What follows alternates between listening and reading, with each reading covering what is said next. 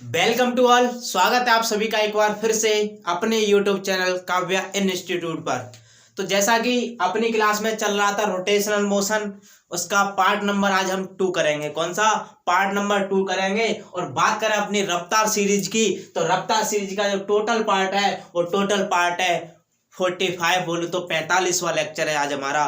45वें lecture में हम करेंगे रोटेशनल मोशन का पार्ट नंबर 2। कौन सा पार्ट नंबर 2। तो जिसने अभी चैनल को सब्सक्राइब नहीं किया है वो चैनल को सब्सक्राइब कर ले, बेल आइकन प्रेस कर ले, जिससे आने वाले नोटिफिकेशन की जानकारी सबसे पहले प्राप्त हो। और क्लास की जो भी रिगार्डिंग इंफॉर्मेशन, पीडीएफ, नोट्स वगैरह अगर आपको चाहिए तो हमारा एक टेलीग्राम चैनल है, उस टेलीग्राम चैनल को ज्वाइन करिए। जो चैनल का नाम है वही टेलीग्राम चैनल का नाम है काव्या इंस्टीट्यूट। तो उसको आप सर्च करो, टेलीग्राम ऐप को आप ओपन करोगे, उस पर सर्च आइकन दिखेगा, सर्च आइकन पर क्लिक करो।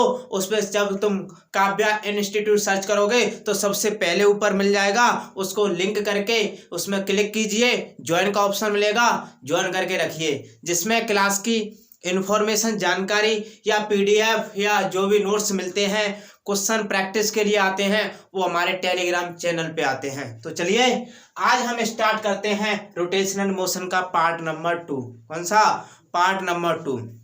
मैं कल की बात करूं तो मैंने जो कल कराया था रोटेशनल मोशन यानी कि घूर्णन गति का पार्ट नंबर 1 कराया था, जिसमें मैंने आपको सेंटर ऑफ मास और इंट्रोडक्शन बताया था घूर्णन गति का। तो आज मैं सेंटर ऑफ मास से कुछ बचे हुए फैक्ट हैं, 2 फैक्ट बचे हुए हैं, मैं उनको कराता हूं, उसके बाद चलते हैं अगले टॉपिक पे। तो आज मेरा जो फैक्ट बचा हुआ है सेंटर ऑफ मास से, वो डिपेंडेंसी पे बचा है। कौन सा डिपेंडेंसी, बोलो तो निर्भर पर बचा है, कि मेरा जो सेंटर ऑफ मास है वो किस पे निर्भर करता है, किस पे निर्भर करता है। तो सेंटर ऑफ मास से रिलेटेड है, बोलो तो द्रव्यमान केंद्र से संबंधित, द्रव्यमान केंद्र से संबंधित कुछ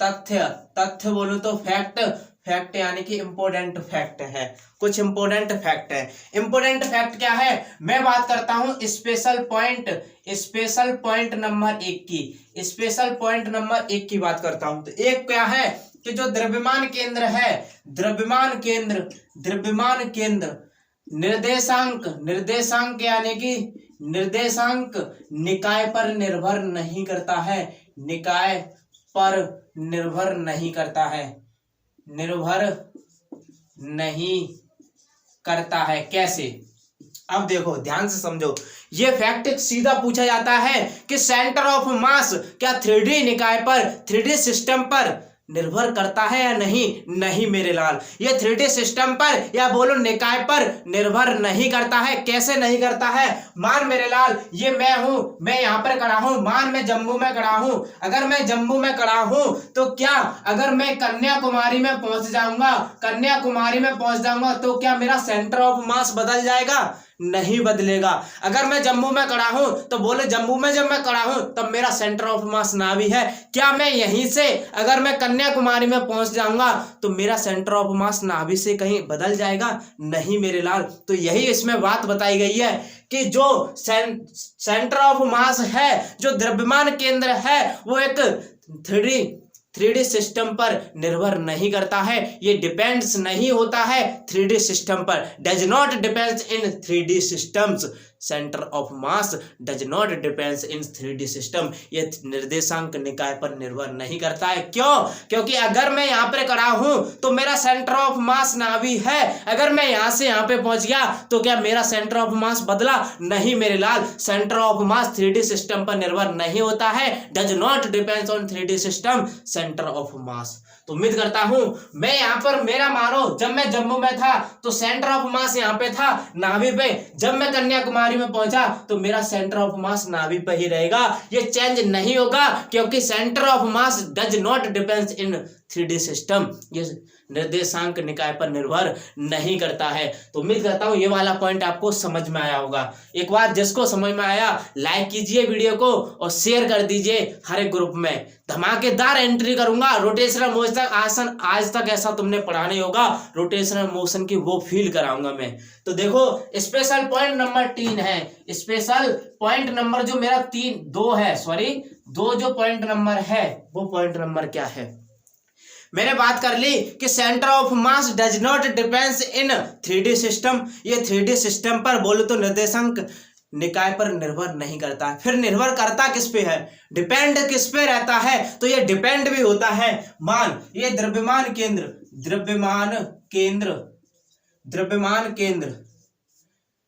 किस पे, आकार और आकृति पर निर्भर करता है। क्या करता है, आकार और आकृति पर निर्भर करता है। यानी कि जो मेरा सेंटर ऑफ मास है, centre of mass shape and size पर क्या करता है, निर्भर करता है। किस पे, शेप एंड साइज पर निर्भर करता है, शेप एंड साइज पर निर्भर करता है। कैसे देख, मान मेरे लाल मैं यहाँ पे खड़ा हूं, मेरी लंबाई कुछ है, मेरी लंबाई है और मुझसे एक कम हाइट का एक इंसान और है। जब मेरी हाइट ज्यादा है तो मेरा सेंटर ऑफ मास कुछ ऊपर होगा, बोले तो मेरी नाभि कुछ ऊपर होगी, जी हाँ बिल्कुल होगी। मान मेरा सेंटर ऑफ मास ये है। जब मैं उस दूसरे व्यक्ति से, मेरी हाइट ज्यादा है तो मेरा जो सेंटर ऑफ मास होगा वो कुछ ऊपर होगा, हाइट पे होगा, जी हाँ बिल्कुल। अगर मेरे से जिस व्यक्ति की हाइट कम है तो उसका सेंटर ऑफ मास उसकी हाइट के अकॉर्डिंग होगा जैसी उसकी हाइट है। तो इससे वे बात क्लियर होती है कि centre of mass depends on shape and size. ये व्यक्ति या वस्तु या पिंड जो भी है XYZ उसके शेप एंड साइज पर निर्भर करता है। जैसा शेप एंड साइज होगा सेंटर ऑफ मास उसी के अकॉर्डिंग होगा। तो ये थे मेरे 2 स्पेशल पॉइंट, सेंटर ऑफ मास से लेकर किस पे डिपेंड करता है और किस पे डिपेंड नहीं करता है। तो ये डिपेंड किस पे करता है, डिपेंड करता है शेप एंड साइज पे, और किस पे डिपेंड नहीं करता है, ये नहीं करता है 3D सिस्टम बोलो तो निर्देशांक निकाय पर डिपेंड नहीं होता है। तो उम्मीद करता हूं दोनों पॉइंट आपको समझ में आए गए होंगे। अब कभी कभी पूछ लेता है कि खोखले गोले का जो सेंटर ऑफ मास वो क्या होता है। एक समान ठोस गोले का सेंटर ऑफ मास कहाँ होता है, यहीं पर मैं उसकी बात करूं, छड़ का सेंटर ऑफ मास कहाँ होता है। और वहीं पर एक और पूछता है वृत्ताकार वलय पर सेंटर ऑफ मास कहाँ होता है। तो देख मेरे लाल, सबसे पहले एक नंबर अगर तुम्हें पूछ ले कि मान मैंने बोला वृत्ताकार वलय का centre of mass CM, centre of मास कहाँ होगा, जो वलय का केंद्र होगा, वलय का जो केंद्र होगा वहीं पर उसका सेंटर ऑफ मास होगा जो वलय का केंद्र होगा। क्लियर। नंबर 2 अगर छड़ का सेंटर ऑफ मास पूछ ले तो मेरा जो छड़ का सेंटर ऑफ मास होता है वो छड़ के बीच में होता है। मैंने आपको कल बताया था, ये मैंने एक छड़ मानी थी, इसका सेंटर ऑफ मास कहाँ होता है, छड़ के बीच में। कहाँ होता है, छड़ के बीच में। वहीं पर मैं बात करता हूं, अगर खोखला गोला हो और खोखला गोला का तुम्हें सेंटर ऑफ मास पूछ ले कि खोखले गोले का सेंटर ऑफ मास कहाँ होता है, तो जो खोखले गोले का जो केंद्र होता है, खोखले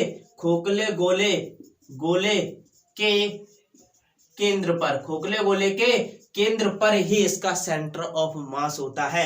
यानी कि वृत्ताकार वलय दे दे तो उसका सेंटर ऑफ मास कहाँ, वलय के केंद्र पर। अगर तुम्हें छड़ दे दे तो छड़ का जो सेंटर ऑफ मास होता है वो छड़ के बीच में होता है। क्लियर। अगर तुम्हें खोखला गोला दे दे तो खोखले गोले का जो सेंटर ऑफ मास होता है, जो खोखले गोले का जो केंद्र होगा उसी का वहीं पर क्या होगा, सेंटर ऑफ मास होगा, द्रव्यमान केंद्र होगा। अगर नंबर 4 की बात करूं, बोल दे एक समान ठोस गोला, एक समान ठोस गोला का सेंटर मास ऑफ पूछता है। तो इसका जो ये वाला जो क्वेश्चन है वो एयरफोर्स में पूछा हुआ क्वेश्चन है कि एक समान ठोस गोला का सेंटर ऑफ मास कहाँ होता है। तो मेरे लाल वो होता है ठोस गोला, ठोस गोला, ठोस गोले के केंद्र पर, केंद्र पर, ठोस गोले के केंद्र पर इसका क्या होता है, सेंटर ऑफ मास होता है। तो सबसे पहले वृत्ताकार वलय का सेंटर ऑफ मास पूछ ले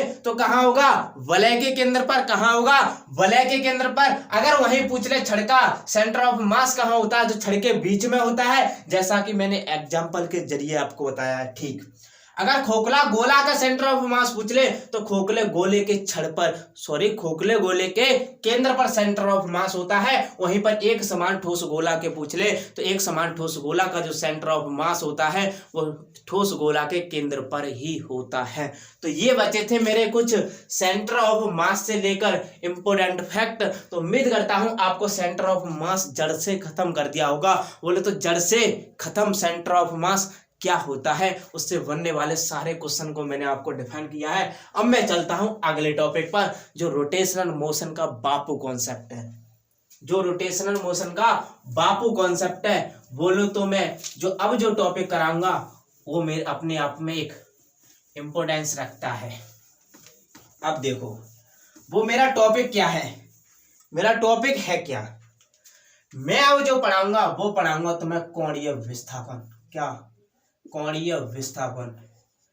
कोणीय विस्थापन की मैं बात करूं तो इसे कहते हैं angular displacement, angular displacement, angular displacement. ठीक, रोटेशनल मोशन में एंगुलर डिस्प्लेसमेंट पढ़ाऊंगा। अब आपके माइंड में एक बात चल रही होगी कि सर एंगुलर डिस्प्लेसमेंट तो हमने कहीं पढ़ा है। जी हाँ, बिल्कुल पढ़ा है। एंगुलर डिस्प्लेसमेंट को आपको मैं सर्कुलर मोशन में पढ़ाया था। किसमें, सर्कुलर मोशन, बोलो तो सीएम में पढ़ा के आया था। लेकिन अगर मैं एंगुलर डिस्प्लेसमेंट को आपको समझाने की बात करूं तो क्या होता है एंगुलर डिस्प्लेसमेंट। एंगुलर डिस्प्लेसमेंट समझाने से पहले मैं तुम्हें एक बात याद दिलाऊंगा। क्या मैंने जब काइनेमैटिक्स कराई थी, बोलूं तो मैंने जब गतिकी कराई थी, गतिकी में मैंने आपको चाल पढ़ाई थी, बोलो तो स्पीड पढ़ाई थी। वहां पर वेलोसिटी बोलो तो वेग पढ़ाया था। वहां पर बोलो एक्सीलरेशन तो मैंने तुरंत पढ़ाया था। वहां पर मैंने बोलो तो डिस्प्लेसमेंट, बोलो तो विस्थापन पढ़ाया था। मेरे लाल पूरा कॉपी पेस्ट करूंगा। यहाँ पर जो है रोटेशनल मोशन में वो मोशन का पूरा कॉपी पेस्ट कराऊंगा, क्योंकि वहां पर हमने वेग पढ़ा था। यहाँ पर एंगुलर वेग पढ़ाऊंगा, एंगुलर वेलोसिटी पढ़ाऊंगा। वहां पर मैंने एक्सीलरेशन पढ़ाया था, यहाँ पर एंगुलर एक्सीलरेशन पढ़ाऊंगा। वहां पर मैंने डिस्प्लेसमेंट पढ़ाया था, तो यहां पर एंगुलर डिस्प्लेसमेंट पढ़ाऊंगा। मेरे लाल धैर्य रख, बिल्कुल कॉपी पेस्ट है उसका, बस थोड़ा सा चेंज है। तो यही होता है एक स्टडी करने का बेहतर तरीका। जो टॉपिक कॉपी पेस्ट होते हैं उसको हम जल्दी कैप्चर कर लेते हैं, जल्दी कैच कर लेते हैं। तो आज मैं आपको पढ़ाने जा रहा हूं एंगुलर डिस्प्लेसमेंट। क्या, एंगुलर डिस्प्लेसमेंट। अब देख मेरे लाल, एंगुलर डिस्प्लेसमेंट पढ़ाने से पहले मैं आपसे एक बात पूछना चाहूंगा। मुझे ये बताइए कि डिस्प्लेसमेंट क्या होता है।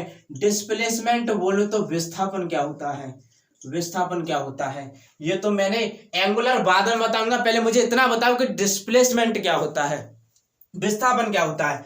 तो जनरली मैंने आपको मोशन में पढ़ाया था कि विस्थापन जो होता है वो क्या होता है, क्या होता है, वेग बराबर विस्थापन बट्टे समय होता था। अगर मैं विस्थापन निकालूं तो वेग इंटू समय, वेग इंटू समय। कैसे, विस्थापन बराबर क्या होता है, वेग इंटू समय, वेग इंटू समय। क्लियर, वेलोसिटी मल्टीप्लाई टाइम को क्या कहते हैं, डिस्प्लेसमेंट। क्लियर। अब जनरल भाषा में सीख, जनरल लैंग्वेज में सीख, डिस्प्लेसमेंट हम डेली लाइफ में कैसे कहेंगे। देख मैं यहाँ पे खड़ा हूं, ये मेरा क्या है, स्टार्टिंग पॉइंट। क्या है, स्टार्टिंग पॉइंट, यानी कि मेरा इनिशियल पॉइंट है, प्रारंभिक बिंदु है। क्या है, प्रारंभिक बिंदु। मैंने यहां से चलना स्टार्ट किया, मैंने यहां से चलना स्टार्ट किया, मैं यहां तक पहुंचा, मैं यहां तक पहुंचा। तो उस इनिशियल पॉइंट से मैं यहां पर जो पहुंचा, ये मेरा पॉइंट कौन सा है, फाइनल पॉइंट। कौन सा, फाइनल पॉइंट बोलो तो अंतिम बिंदु। मैं यहां से जब प्रारंभिक बिंदु से चलना स्टार्ट किया था, चलते चलते यहां पे पहुंच गया, यहां पे पहुंच गया, ये मेरा अंतिम बिंदु है, फाइनल पॉइंट है। तो प्रारंभिक बिंदु और अंतिम बिंदु तक जो मेरी एक सीधी रेखा में जो डिस्टेंस हुई, उस डिस्टेंस को मैं क्या कहता हूं? डिस्प्लेसमेंट। क्या कहता हूं? डिस्प्लेसमेंट। समझ, ये एक व्यक्ति है, इसका ये पॉइंट है, इस पॉइंट को क्या है? प्रारंभिक बिंदु। क्या है? प्रारंभिक बिंदु। प्रारंभिक बिंदु बात करूं तो स्टार्टिंग पॉइंट है। क्या है? स्टार्टिंग पॉइंट है। ये क्या है? Starting point. ठीक। अब इस व्यक्ति ने यहां से चलना स्टार्ट किया और यहां तक पहुंचा। ये व्यक्ति यहां से चलना स्टार्ट किया, यहां तक पहुंचा। इसका ये जो पॉइंट है वो फाइनल पॉइंट है। क्या? Final point. फाइनल पॉइंट की मैं बात करूं तो इसे हिंदी में कहते हैं अंतिम बिंदु। क्या कहते हैं? अंतिम बिंदु। क्लियर? अब देख, यहां पे व्यक्ति पहुंच गया, यहां तक व्यक्ति पहुंच गया। अब प्रारंभिक बिंदु और अंतिम बिंदु के बीच जो डिस्टेंस है एक सीधी रेखा में है। जी हाँ, एक सीधी रेखा में प्रारंभिक बिंदु और अंतिम बिंदु के बीच जो सीधी रेखा में जो डिस्टेंस होती है, जो दूरी होती है, उसी दूरी को मैं कहता हूं डिस्प्लेसमेंट। क्या? डिस्प्लेसमेंट होता है। क्या होता है? डिस्प्लेसमेंट होता है। क्लियर? डिस्प्लेसमेंट समझ लिया। अब हम क्या समझेंगे? एंगुलर डिस्प्लेसमेंट क्या होता है? एंगुलर डिस्प्लेसमेंट क्या होता है? समझ, एंगुलर नाम से पता चल रहा है। नाम से पता क्या चल रहा है? एंगुलर माने एंगल। एंगुलर माने एंगल, यानी कि एंगल के साथ बनाया गया डिस्प्लेसमेंट, या एंगल के साथ जो डिस्प्लेसमेंट होगा वही मेरे लाल क्या होगा? एंगुलर डिस्प्लेसमेंट होगा। जी हाँ, नाम से पता चल रहा है एंगल के साथ डिस्प्लेसमेंट को हम कहते हैं क्या?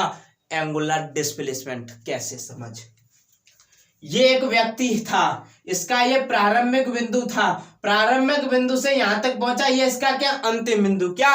अंतिम बिंदु। प्रारंभिक बिंदु को माना O और अंतिम बिंदु को माना मैंने P। क्लियर? मैं यहां पे खड़ा हूं, मुझे एंगुलर डिस्प्लेसमेंट तय करना है। मुझे एंगुलर डिस्प्लेसमेंट तय करना है तो मुझे एक एंगल पे घूमना पड़ेगा। अगर मैं यहीं पे बात करता डिस्प्लेसमेंट की तो मेरे लाल एक एंगल पे नहीं घूमता, एक सीधी रेखा में जाता, तब मेरा डिस्प्लेसमेंट होता। लेकिन मुझे यहाँ पे तय करना एंगुलर डिस्प्लेसमेंट, कोणीय विस्थापन। तो एंगुलर डिस्प्लेसमेंट कब आता है? जब किसी थीटा के साथ घूमूंगा, किसी कोण पे घूमूंगा। तो मैं यहाँ पे करा हूं, मैं घूम के यहां से थीटा कोण पे गया, यहां से घूम के थीटा कोण पे गया, तभी तो मेरा एंगुलर डिस्प्लेसमेंट होगा। यहां से थीटा कोण पे घूमूंगा। देख, यहां पे व्यक्ति पहुंचा, यहां से थीटा कोण पे घूमना प्रारंभ किया और वो व्यक्ति यहां पे पहुंच गया, यहां से उसने स्टार्ट किया और यहां पे पहुंच गया। ठीक, उसकी प्रारंभिक बिंदु और अंतिम बिंदु के बीच की दूरी है क्या? R, यानी कि केंद्र से परिधि तक की दूरी, त्रिज्या। इसको हम क्या कहते हैं? त्रिज्या। तो ये दूरी R है, तो मेरे लाल ये भी दूरी R होगी। तो क्योंकि केंद्र से परिधि तक की दूरी ये भी है और केंद्र से परिधि तक की दूरी ये भी है, तो दोनों रेडियस इक्वल होंगी। जी हाँ, बिल्कुल इक्वल होंगी। ठीक, अब मैं एक एंगल के साथ मैंने यहां पर थीटा बना दिया, यही क्या होता है? Angular displacement. एंगुलर डिस्प्लेसमेंट को मैं थीटा से डिनोट करता हूं। किससे? थीटा से। एक एंगल के साथ जो डिस्प्लेसमेंट तय करना पड़ता है उसको हम कहते हैं एंगुलर डिस्प्लेसमेंट। अब देख, यहां से यहां तक की जो दूरी है वो S मान ली। S कहने का मतलब, S हम डिस्प्लेसमेंट में कहते हैं, लेकिन ये एक एंगल के साथ घूमी है, तो मैं इस S को क्या मान लूं? चाप है। क्या है? चाप है, यानी कि ये क्या है? इसका चाप है। ठीक, अब देख फॉर्मूला कैसे निकालते हैं। तुमने एक बात बताओ, कोण बराबर क्या पढ़ा है? कोण बराबर चाप बट्टे त्रिज्या। कोण बराबर चाप बट्टे त्रिज्या। जी हाँ, बिल्कुल होती है। एंगल बराबर चाप बट्टे त्रिज्या होती है। ठीक, कोण कितना है? थीटा। कोण कितना है? थीटा। क्लियर? चाप क्या है? S। चाप क्या है? S। त्रिज्या कितनी है? R। त्रिज्या कितनी है? R। क्या यहां तक कोई दिक्कत, कोई परेशानी, कोई तकलीफ? थीटा बराबर S बट्टे R तक। थीटा कौन है? S हमारा चाप है, R हमारी त्रिज्या है। क्या इस फॉर्मूले तक किसी भी स्टूडेंट को कोई तकलीफ, कोई परेशानी, कोई दिक्कत नहीं होनी चाहिए, नहीं होनी चाहिए। अब देख, क्या मैं इसको सदिश रूप में लिखता हूं? इसको मैं अगर सदिश रूप में लिखूं तो क्या मैं ऐसे लिख सकता हूं कि S बराबर S वेक्टर बराबर theta vector cross R vector. S बराबर theta vector cross R vector लिख सकता हूं कि नहीं? अब स्टूडेंट के माइंड में क्या चल रहा होगा? सर थीटा पे वेक्टर, कोण पे वेक्टर। जी हाँ, यहाँ पे ये कोण नहीं है, यहाँ पे ये कोण नहीं है, ये थीटा जो मेरा है वो एंगुलर डिस्प्लेसमेंट है, एंगुलर डिस्प्लेसमेंट है मेरे लाल। यहाँ पे कोण नहीं है, क्योंकि कोण का मात्रक होता है रेडियन, और कोण एक हमारी सदिश राशि नहीं होती है, कोण सदिश राशि नहीं होती है, तो यहाँ पे थीटा कोण नहीं है, कोण नहीं है, ये क्या है, एंगुलर डिस्प्लेसमेंट। बात करूं तो कोणीय विस्थापन जो अपने आप में एक सदिश राशि है, सदिश में भी बोलूं तो एक अक्षीय सदिश राशि है, जो अक्ष के अलोंग घूमती है, जो अक्ष के अलोंग होती है वो होती है सदिश राशि, अक्षीय सदिश राशि। तो यहाँ पर थीटा कोण नहीं है, या थीटा क्या है, एंगुलर डिस्प्लेसमेंट, इस वजह से मैंने उस पर वेक्टर लगाया है। ये एक डाउट में मत रहना कि यहाँ पे कोण है, कोण पे वेक्टर नहीं लगा है, या एंगुलर डिस्प्लेसमेंट है। क्लियर। अब देख, एंगुलर डिस्प्लेसमेंट राशि कैसी है, सदिश। कैसे, क्योंकि दो राशियों का क्रॉस प्रोडक्ट क्या आता है, सदिश। क्या आता है, सदिश। तो क्लियर, फॉर्मूला क्लियर हो गया होगा। अब देख इंपॉर्टेंट फैक्ट देख, अगर तुमसे कोणीय विस्थापन की यूनिट पूछ ले, अगर तुमसे कोणीय विस्थापन की यूनिट पूछ ले तो यूनिट क्या होगी, यूनिट होती है मेरे लाल इसकी रेडियन। क्या होती है, रेडियन। ठीक, रेडियन होती है, क्योंकि कोण की यूनिट रेडियन और ठोस कोण की यूनिट स्टेरेडियन, तो ये अपने आप में एक कोण के रूप में डिफाइन होता है, तो इसकी जो रेडियन यूनिट होती है वो क्या होती है, रेडियन। ठीक, इसकी अगर एक और यूनिट की बात करें तो स्टेरेडियन भी हो सकती है, स्टेरेडियन भी बोलो तो ठोस कोण की होती है, क्योंकि वो भी एक कोण के रूप में डिफाइन होता है। तो इसकी दो यूनिट हुई, एक रेडियन और एक स्टेरेडियन। क्लियर। अगर यहीं पर तुम्हें डायमेंशन फॉर्मूला पूछ ले, डायमेंशन फॉर्मूला यहीं पर तो घोला गया है हलवा। देख कैसे मेरे लाल, रेडियन यूनिट किसकी है बता, रेडियन यूनिट किसकी है, कोण की, किसकी, एंगल की। और मैंने यूनिट एंड डायमेंशन जब पढ़ाया था तब बताया था मेरे लाल, एंगल की कोई भी डायमेंशन फॉर्मूला नहीं होता है, क्योंकि कोण एक ऐसी राशि होती है जिसका मात्रक तो होता है लेकिन उसका कोई डायमेंशन फॉर्मूला नहीं होता। तो ये जो रेडियन है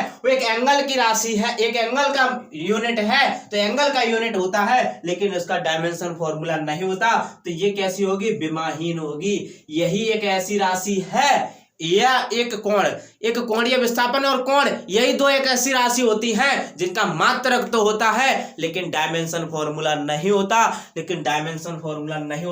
तो यहां से एक बात तो क्लियर होती है, एक बात ये क्लियर हुई, यह एक ऐसी राशि है, एक ऐसी राशि है जिसका मात्रक तो होता है, वट विमा नहीं होती, कारण आपके सामने है, क्योंकि रेडियन यूनिट होता है, रेडियन यूनिट हमारा होता है कोण का, और कोण का कोई डायमेंशन फॉर्मूला नहीं होता। क्लियर। बेसिक आपको कोणीय विस्थापन के बारे में इतना क्लियर हो गया। अब देख क्वेश्चन क्या बनता है कि जो एंगुलर डिस्प्लेसमेंट है वो राशि कैसी है, तो राशि तो मैं आपको बता ही चुका हूं कि एंगुलर डिस्प्लेसमेंट है वो एक सदिश राशि है। कैसी राशि है, सदिश राशि है, और सदिश में भी कौन सी राशि है, अक्षीय सदिश। कौन सी, अक्षीय सदिश राशि है। जब ये अक्षीय सदिश है, अक्षीय सदिश कहने का मतलब एंगल यानी कि अक्ष के अलोंग घूमती है, ये अक्ष के अलोंग घूमती है जब एक एंगल निर्माण करती है थीटा, और उसी को हम कहते हैं एंगुलर डिस्प्लेसमेंट। तो ये सदिश राशि है, सदिश में भी कौन सी है, अक्षीय सदिश। कौन सी, अक्षीय सदिश। क्लियर। अब देख इसका जो क्वेश्चन पूछता है, इंपॉर्टेंट जो क्वेश्चन है वो इसकी डायरेक्शन को लेकर है, डायरेक्शन बोलो तो इसकी दिशा को लेकर है। किसको, दिशा को लेकर। इसकी दिशा किधर होती है, जब यह सदिश राशि है तो सदिश राशि ये कहती है कि मैग्नीट्यूड के साथ साथ डायरेक्शन भी हो और उसी के साथ साथ सदिश योग के नियम का भी पालन करे। जब यह सदिश है तो इसकी कहीं ना कहीं डायरेक्शन भी होगी, कहीं ना कहीं दिशा होगी। जी हाँ, बिल्कुल होगी। तो इसकी जो दिशा होती है वो दो तरीका से होती है, एक बोलूं तो एंटी क्लॉकवाइज और एक होती है क्लॉकवाइज। कोणीय विस्थापन एंगुलर डिस्प्लेसमेंट की डायरेक्शन दो प्रकार से होती है, एक एंटी क्लॉकवाइज और एक क्लॉकवाइज। वामावर्त और दक्षिणावर्त, वामावर्त और दक्षिणावर्त। अब देख वामावर्त और दक्षिणावर्त में इसकी जो डायरेक्शन होती है वो कैसे होती है। जब मेरे लाल anti clockwise, anti clockwise, anti clockwise जब घूमेंगे, एंटी क्लॉकवाइज घड़ी की दिशा, एंटी क्लॉकवाइज में जब घूमेंगे घड़ी की विपरीत दिशा में, तो एंटी क्लॉकवाइज में घूमा और एंटी क्लॉकवाइज घूमा तो डायरेक्शन अंगूठा किधर, ऊपर की ओर। एंटी क्लॉकवाइज घूमने पर अंगूठा ऊपर की ओर, तो अंगूठा मेरी डायरेक्शन को शो करता है, अंगूठा ऊपर की ओर। अगर मैं वही बात करूं तो अगर क्लॉकवाइज घूमूं, क्लॉकवाइज घूमूं, क्लॉकवाइज घूमूं तो अंगूठा नीचे की ओर, क्लॉकवाइज घूमने पर अंगूठा नीचे की ओर और एंटी क्लॉकवाइज घूमने पर अंगूठा ऊपर की ओर। तो मेरे लाल क्लॉकवाइज में जो इसकी डायरेक्शन होगी वो नीचे की ओर होगी और एंटी क्लॉकवाइज में बात करूं तो ऊपर की ओर होगी। दो प्रकार से डायरेक्शन होती है एंगुलर डिस्प्लेसमेंट की, एंटी क्लॉकवाइज में ऊपर की ओर, एंटी क्लॉकवाइज में ऊपर की ओर और क्लॉकवाइज में नीचे की ओर, क्लॉकवाइज में नीचे की ओर। क्लॉकवाइज में कहां होगी, नीचे की ओर, नीचे की ओर। अगर मैं वही बात करूं एंटी क्लॉकवाइज में, एंटी क्लॉकवाइज में होगी ऊपर की ओर, कहां, ऊपर की ओर। तो मेन मुद्दा हमारा खत्म हुआ कि एंगुलर डिस्प्लेसमेंट क्या होता है, क्या इसकी यूनिट होती है, क्या इसकी डायमेंशन होती है, क्या कहां पर इसकी डायरेक्शन होती है। तो मैं आपको एंगुलर डिस्प्लेसमेंट को जड़ से खत्म कर दिया। कहां से क्वेश्चन पूछेगा मेरे लाल, कहां से क्वेश्चन पूछेगा, एंगुलर डिस्प्लेसमेंट होता क्या है। सबसे पहले मैंने डिस्प्लेसमेंट बताया, तब मैंने एंगुलर डिस्प्लेसमेंट बताया, उसका फॉर्मूला बताया, डायरेक्शन बताई, यूनिट बताई और उसका जो एक फैक्ट था, यही एक ऐसी राशि है जिसका यूनिट तो होता है लेकिन डायमेंशन फॉर्मूला नहीं होता है। ये कैसी राशि है, विमाहीन राशि है, ये सदिश राशि है, सदिश में भी अच्छी सदिश राशि है। अच्छी सदिश क्यों है, क्योंकि एक एंगल के साथ बनाया गया जो डिस्प्लेसमेंट, तय किया गया डिस्प्लेसमेंट जो होता है वही होता है एंगुलर डिस्प्लेसमेंट। क्लियर हो गया होगा। अब चलते हैं हम अगले टॉपिक पे, अब चलते हैं अगले टॉपिक पे। अगला टॉपिक है हमारा angular velocity. Angular velocity, angular velocity को समझेंगे कि एंगुलर वेलोसिटी होती क्या है, एंगुलर वेलोसिटी क्या होती है। तो देख मेरे लाल, एंगुलर वेलोसिटी को पढ़ाता हूं। बात करूं एंगुलर वेलोसिटी, एंगुलर वेलोसिटी को हम कहते हैं कोणीय वेग। क्या कहते हैं, कोणीय वेग। अब देख मेरे लाल, कोणीय वेग को बढ़ाऊंगा, कोणीय वेग एंगुलर वेलोसिटी। मुझे इतना बताओ, जब मैंने काइनेमैटिक्स कराई थी तब मैंने आपको वेलोसिटी को पढ़ाया था। जी हाँ, वेलोसिटी यानी कि वेग को पढ़ाया था। वेग बराबर होता है डिस्प्लेसमेंट अपॉन टाइम। बोलो तो वेग बराबर विस्थापन बट्टे समय। जी हाँ बिल्कुल ठीक है।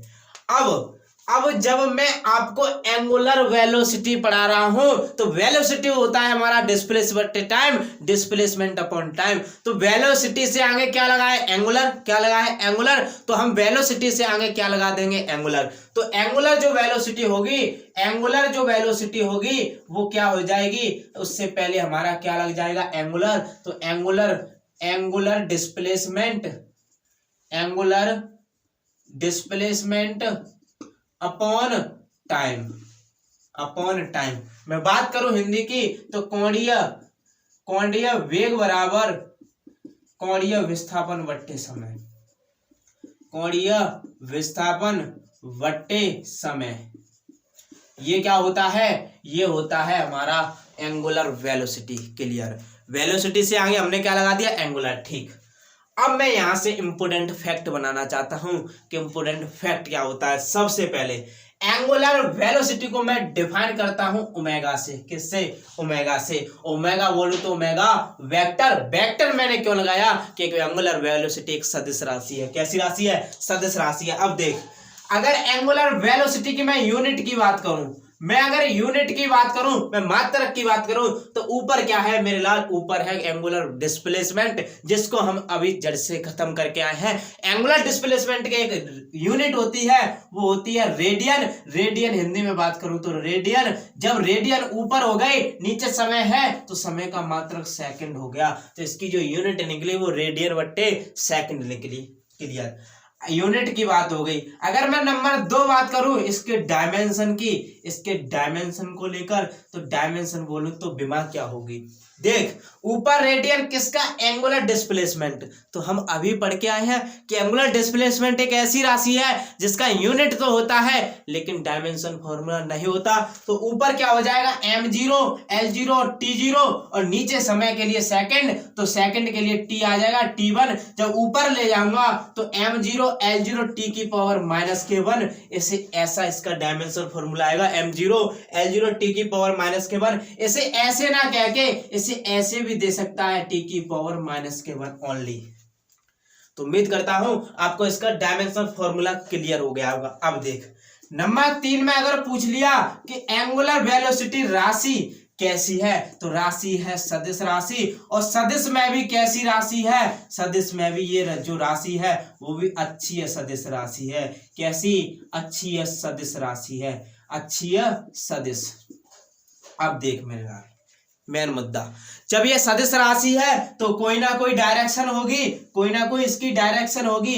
जी हाँ, बिल्कुल डायरेक्शन होगी, दिशा इसकी जरूर होगी। जब ये सदिश राशि है तो इसकी जो डायरेक्शन होती है, डायरेक्शन को लेकर अगर क्वेश्चन पूछता है, डायरेक्शन बोलूं तो दिशा, दिशा को लेकर जो क्वेश्चन बनता है तो इसकी जो दिशा होती है वो एंगुलर डिस्प्लेसमेंट की दिशा होती है, कोणीय विस्थापन की दिशा होती है। कैसी, कोणीय विस्थापन की दिशा।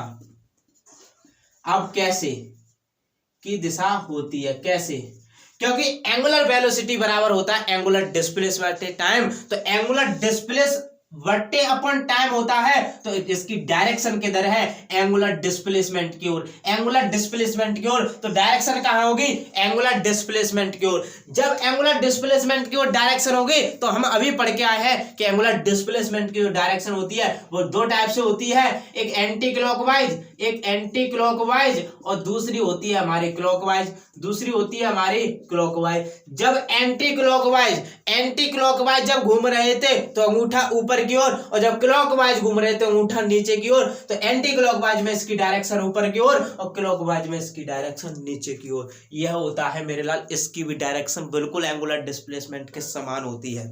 क्लियर, बट इसकी यूनिट और इसका डायमेंशन फॉर्मूला अलग होता है। तो इतना आपको समझ में आया होगा, इतना समझ में आया होगा। एंगुलर वेलोसिटी में एक टॉपिक आता है तात्क्षणिक कोणीय वेग। कौन सा, तात्क्षणिक कोणीय वेग। कौन सा आता है, तात्क्षणिक कोणीय वेग। अब तात्क्षणिक कोणीय वेग क्या होता है, तो सबसे पहले तो हमें एंगुलर वेलोसिटी का फॉर्मूला नहीं पता, इसे ओमेगा से प्रदर्शित करते हैं। तो इसे ओमेगा बराबर होता है डी थीटा डेल थीटा बट्टे डेल टी, डेल थीटा बट्टे डेल टी। लेकिन अगर मैं ओमेगा वेक्टर निकालूं तो D theta upon D T, D theta upon D T, ये होता है इसका फॉर्मूला। अगर मैं यहीं पे बात करूं तात्क्षणिक कोणीय वेग की, तो तात्क्षणिक जो कोणीय वेग होता है वो होता है WENST, इंस्टेंटेनियस एंगुलर वेलोसिटी बराबर होता है limit del tends to 0, limit ले लेते हैं, और del theta upon del t, del theta upon del t. W instantaneous बराबर हमारा जो होगा वो होगा लिमिट को हटाने पर D theta upon D T. तो जो तात्क्षणिक कोणीय वेग निकला वो W तात्क्षणिक बराबर डेल थीटा बट्टे डेल टी। क्लियर, यहां से क्वेश्चन नहीं पूछता है, बस क्वेश्चन यहां से पूछेगा, डायरेक्शन से पूछ लेगा, यूनिट एंड डायमेंशन से पूछ लेगा, और सबसे ज्यादा क्वेश्चन जो पूछे वाला है वो इसकी राशि को लेकर है। यहां से क्वेश्चन हिट होता है कि कोणीय वेग कैसी राशि है। जनरली बच्चा क्या करके आता है, सदिश राशि, लेकिन सदिश राशि में भी एक अच्छी सदिश राशि होती है। तो उम्मीद करता हूं आज मैंने जो पढ़ाया सेंटर ऑफ मास को लेकर, उसके जो फैक्ट बचे थे वो कराए, और एंगुलर डिस्प्लेसमेंट और एंगुलर वेलोसिटी को जड़ से खत्म किया है। क्या होता है, क्या यूनिट होती है, क्या डायमेंशन होती है, और कैसी राशि होती है। अगर ये राशि सदिश है तो सदिश में भी कैसी राशि है, अच्छी है सदिश, और इसकी डायरेक्शन किसके द्वारा होती है, डायरेक्शन एंगुलर डिस्प्लेसमेंट के बराबर होती है। और एंगुलर डिस्प्लेसमेंट की जो डायरेक्शन होती है वो दो प्रकार से, एंटी क्लॉकवाइज और क्लॉकवाइज। एंटी क्लॉकवाइज में ऊपर की ओर और क्लॉकवाइज में नीचे की ओर। तो उम्मीद करता हूं आपको आज की क्लास पूरी तरह से समझ में आई होगी। तो जिसने भी वीडियो को लाइक एंड शेयर नहीं किया है तो एक बार 10-10 शेयर करके आइए और वीडियो को लाइक कीजिए। और जो अगला हम पार्ट नंबर 3 करेंगे वो कल की वीडियो में करेंगे। और जिसने चैनल को सब्सक्राइब नहीं किया वो एक बार चैनल को सब्सक्राइब कर ले, बेल आइकन प्रेस कर ले, जिससे आने वाले नोटिफिकेशन की जानकारी सबसे पहले प्राप्त हो। चैनल सब्सक्राइब करने में कोई रुपए खर्च नहीं हो रहे हैं, तो चैनल को सब्सक्राइब करिए, शेयर करिए दबाकर। मिलते हैं अगली क्लास में, तब तक के लिए जय हिंद, जय भारत।